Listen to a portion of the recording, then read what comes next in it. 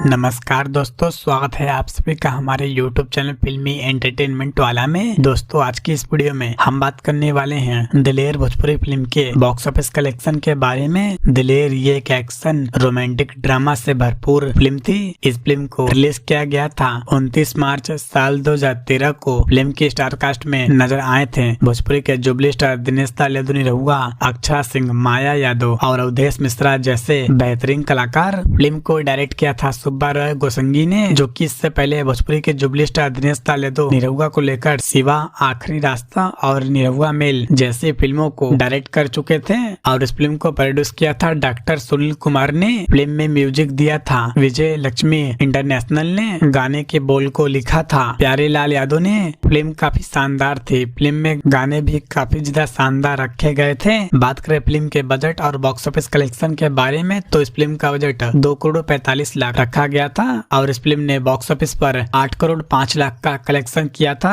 और ये film box office पर ब्लॉकबस्टर साबित हुई थी। तो दोस्तों आप सभी लोगों ने इस फिल्म को देखा है या नहीं देखा है, नीचे दिए गए कमेंट बॉक्स में जरूर बताएं। और ऐसा ही इंटरेस्टिंग वीडियो देखने के लिए वीडियो को लाइक और चैनल को सब्सक्राइब जरूर करें।